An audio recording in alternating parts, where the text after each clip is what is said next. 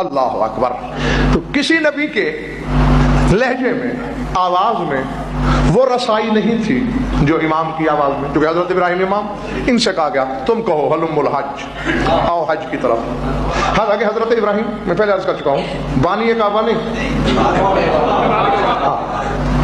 اگر کہہ سکتے ہو تو حضرت آدم کے لیے کہہ سکتے ہو، گو کہ بانی کعبہ وہ بھی نہیں. بتاتا چلو، میں عالمانہ زمانہ سے کہہ رہا ہوں، یہ کعبہ اسی طرح بنا بنایا آسمان سے نازل ہوا تھا.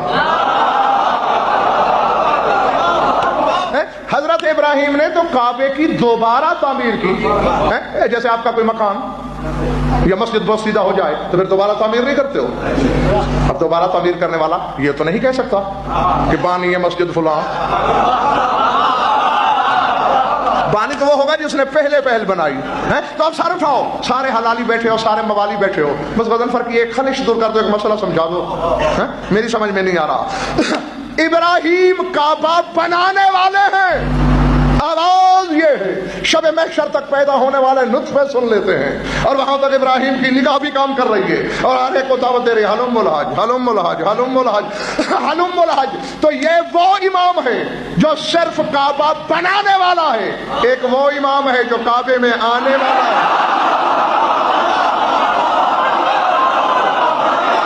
بلکہ شاکر بھائی فقرہ بدل کے کہوں، یہ تو میرے خیال یہ چھوٹے بچے بیٹے بھی سمجھ گئے ہوں گے کہ کعبہ بنانے والا ابراہیم، کعبے میں آنے والا علی. تو فقرہ بدل کے یوں کہہ رہا ہوں کہ فرق سمجھ میں آ سکتا ہے تو مجھے بھی سمجھا دینا.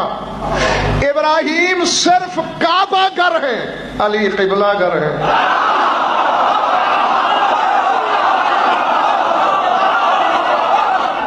ابراہیم کعبہ ساز ہیں، علی قبلہ ساز ہیں. ابراہیم کی امامت کعبہ کو قبلہ نہیں بنا سکی.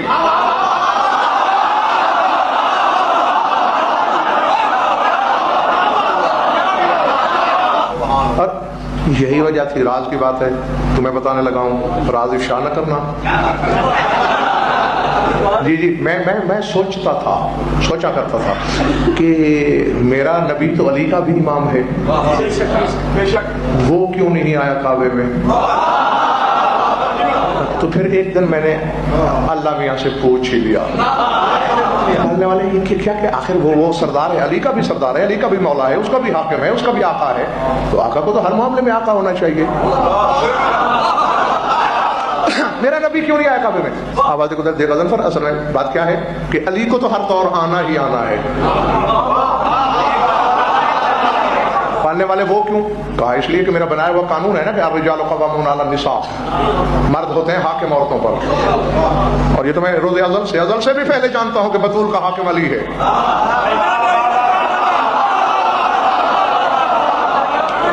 تو حاکم کو حاکم لگنا بھی چاہیے، نظر بھی آنا چاہیے. اگر میں علی کو نہ بھیجوں کعبے میں، ابو طالب کے بڑی عزت ہے، ابو طالب کی محسن اسلام ہے، لیکن وہ محمد مصطفیٰ کا مقابلہ تو نہیں کر سکتا. اگر کسی دن بطول نے ناز میں کہہ دیا میں نبی کے گھر آئی،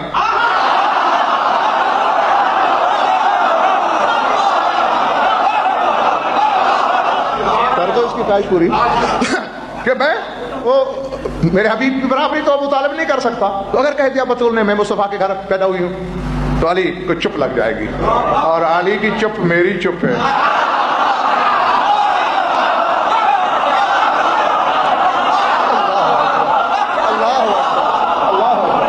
علی کا لاجواب ہونا جلی کا لاجواب ہونا ہے، کیونکہ میری زبان سے بولتا ہے علی. اس لیے میں نے علی کو تو بھیجنا ہی ہے، صرف اس لیے تاکہ اگر کبھی ام الحسنین ناز میں کہہ ہی بیٹھے کہ میں مصطفیٰ کے گھر آئی، تو علی کہے میں کبریا کے گھر آیا.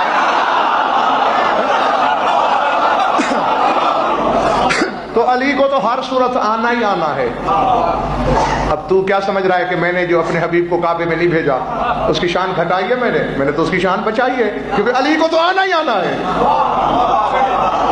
اگر میں اپنے حبیب کو بھی وہاں بھیجوں، علی آئے گا 30 سال بعد، اور اس وقت تک کعبہ قبلہ نہ بنا تو میرے حبیب کی توہین ہو جائے گی.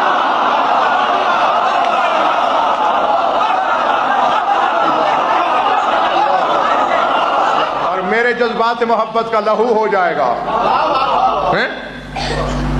پھر علی بڑھتا ہوا نظر آئے گا دنیا کو، اور یہی بات تو میں نہیں چاہتا، اس لیے میں نے اپنے حبیب کو بھیجا ہی نہیں، علی کو بھیجا. اور تمہارے سمجھنے کے لیے اتنا کافی ہے، یہی سوچ لیا کرو کہ جس کا وسیع قبلہ ساز ہو، جس کے وسیع کی آمد ایک قبلہ منسوخ کر دے اور نیا بنا دے. بس یہی سوچ، مجھے اس سے آگے کہنے کی اجازت نہیں. علی کی صرف آمد نے کعبے کو قبلہ کر دیا، اور اللہ جانے جہاں علی دن رات رہتے ہوں گے وہ گھر کیا ہوگا.